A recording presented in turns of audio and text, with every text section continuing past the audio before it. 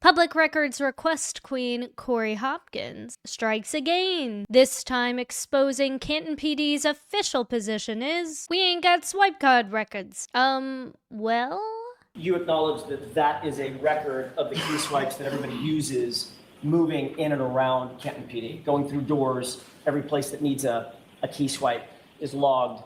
I would assume that's what that is, yes. This and more in today's video. Dispatch, Patrol 27, still southbound at 90. Vehicle is, I don't even know, wooden frame, stone roller. Hello, and welcome back, roommates, to another titillating edition of Alexasrewm, where we are not lawyers, we are not medical professionals, and we are not law enforcement, we are just people. People who have opinions about all things going on in the true crime community, including civil defense attorney Corri Hopkins, still out there doing the Lord's work, by requesting every scrap o' proof showing when Angry Beaver Kelly Deaver actually clocked out on January 29th, 2022. I'm talking time cards, sign-in sheets, swipe card logs, and video footage of when Kelly Deaver entered and exited the Canton Police Department. Now, before we get into all of that, Corri Hopkins is a civil defense attorney based out of North Carolina, who you may recognize on the Twitter X's as Marbury v. Mad. She's also made a couple of appearances on the Young Jerks as well, so I will link some of her previous streams in my description box below. And a few months ago, she filed a 400-page lawsuit against MassDOT for pretty much refusing to cough up all of the publicly or should be made available receipts from January 29th, 2022 in relation to the John O'Keefe death investigation. And after taking a brief break from X, she has returned and she is back and better than ever with a couple of new updates regarding some of the information she has recently requested that's been coming in drips and drabs, including the stuff revolving around Kelly Deaver. So let's see how the Canton PD responded to her most recent request. The town of Canton, hereafter town, is in receipt of your public records request received on or about September 20th, 2025, requesting the following: all documents reflecting former CPD officer Kelly Deaver's employment at CPD on January 29th, 2022, including but not limited to time cards, sign-in documents, pay stubs, CPD access or swipe card records, video footage of Deaver's entrance and exit from CPD. Please be advised that the department does not have sign-in documents and or swipe card records for its employees. Additionally, your request for video footage of Deaver's entrance and exit from CPD is exempt and or excluded from disclosure and do not constitute public records pursuant to yada yada yada. More specifically, the two following exemptions apply. Exemption B, internal personnel rules and practices. As evident in the SPR decision on this very matter, SPR 21/0672, this exemption is applicable as the requested footage relates solely to the internal personnel practices of our police department. The requested footage shows internal operations of the department such as shift changes, staffing patterns, and officer movements. Releasing it could unduly expose how our department functions day to day. Things like when officers are coming and going, where unmarked cars are parked, or how long vehicles are idle, to name a few. That kind of information can be misused, and disclosing it could interfere with our agency's ability to operate securely and effectively. Which is so bizarre to me because we've already seen the inside of the Sally Port, and we've also seen that not so newly released footage from Trial 2 of outside Canton PD, showing Higgity Diggity playing bumper cars outside in the parking lot. I mean, it's not like we're seeking video footage from inside the restroom. Check in to see your officer's bowel movements. And we're also not asking for footage for other officers or personnel, just specifically Angry Beaver Kelly Deaver, who doesn't even work there anymore, and from years ago. So I would think, almost 4 years' time, things might look a little bit different anyways inside Canton PD. It's also only for a 24-hour period on one day. Like, you're acting like this is a Homeland Security file. Not to mention the footage we have seen, too, of Higgity Diggity going up and down the hallways, allegedly, in his hoodie, or some mysterious dark figure that looks a lot like Higgity Diggity, has been streamed on major news platforms like Court TV for millions of people to see around the world, so privacy? But let's continue. Exemption A, security and public safety. This exemption is applicable because the footage requested maps out our building's security setup, entrances, camera angles, surveillance blind spots, scope of the camera's range and capability, which is not readily apparent upon looking at the camera, etc. It is this kind of information that could be exploited by someone trying to avoid detection or target the facility and use the information to maximize damage. I mean, you can make the same argument that the people who work there, knowing where each camera is and what angles they're pointing at, and how certain video footage ended up inverted somehow, could also put the safety of the other surrounding officers working there at risk. And public safety, too, of witnesses who were coming in to be interviewed. But okay.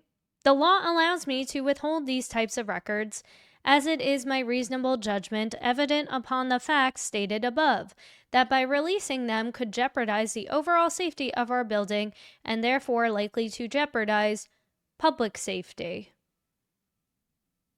The public's interest in knowing this information is significantly outweighed by the real and obvious threat that such a disclosure would be to the security and safety of our law enforcement personnel and the general public. Being mindful of the climate our agency has been living in for the past 2 years. Oh, here's the diatribe. We have received direct and veiled threats of physical harm to our officers and our department. Releasing records related to our security measures would be furnishing evildoers evil with a roadmap on how to attack our department. But, like, isn't the point of having security cameras to help prevent people from coming in and endangering the safe? Like, what? Such information directs attackers to points that may not be secured and or vulnerable within our department. But you all have readily available weapons. I'm not everybody, I'm sure, not the front desk intern or whatever, yada yada, but I'm sure most of the staff is probably armed to an extent. As supported by the SGC in the PETA case, withholding this footage prevents someone from using this information to maximize damage to our agency and the public.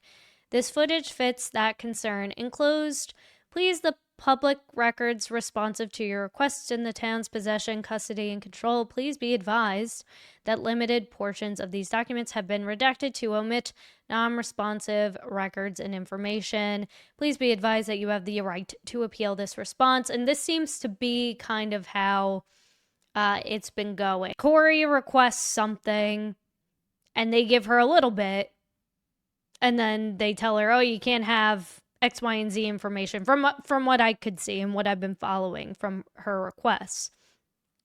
And then she appeals it, and then she gets more shiz. And the way they seem to be clutching their metaphorical pearls here screams to me, we definitely got something that we don't want you to see, especially with all of these currently pending charges in Norfolk County and personnel related to the Canton Police Department, in my opinion. Plus, we also know that the swipe card stuff is bullshiz. Cue higgity diggity. Shout out to Kyle Sharkey on the Twitter X's for pulling this clip from Trial 1, where higgity diggity quite clearly states that there are events that are logged every day, including swipe cards, right? So you can track when people are swiping in and swiping out for all employees. And we know him and his former buddy, Restin' Pepperoni, Kenny Berkaditz, were, according to Angry Beaver Kelly Deaver, hanging out in the Canton Sallyport for a wildly long time. So it says Canton Police, all events logged by day. So don't read it out loud, please. Oh, I'm sorry, Just Your do you recognize Yes, I do. it? Okay. May I approach? Yes.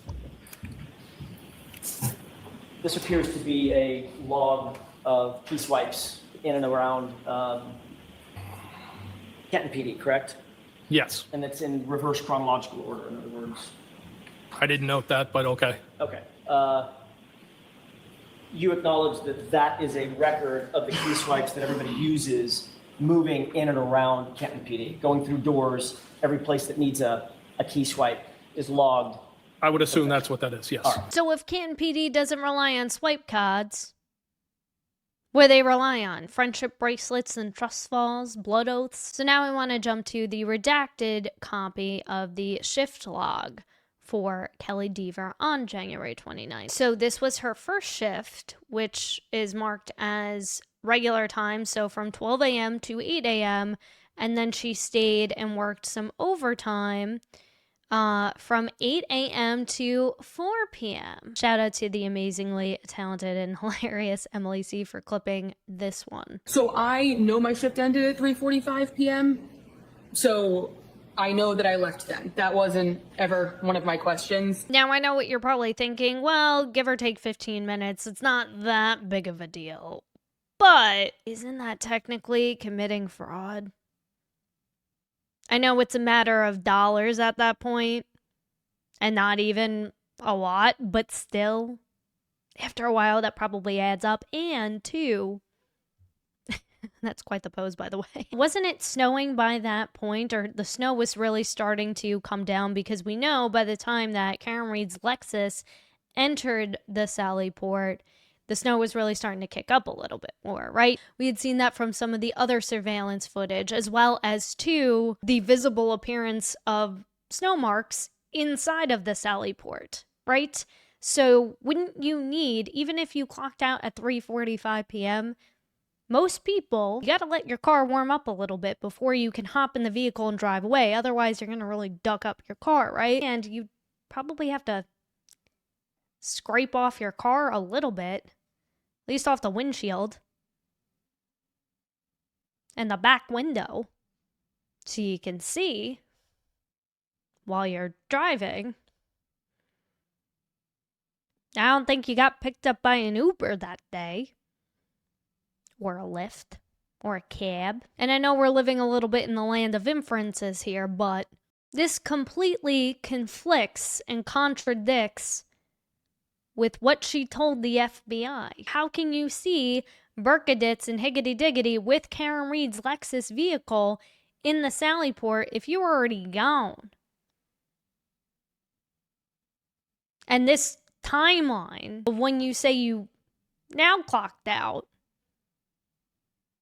only revealed itself after you spoke to Do the Right Thing Michael Coxix, the BPD commissioner. Did you have any difficulty with your memory of the specific things that you saw that night? I was never on the scene. I never spoke to a witness. I never met a victim. I never spoke with a suspect.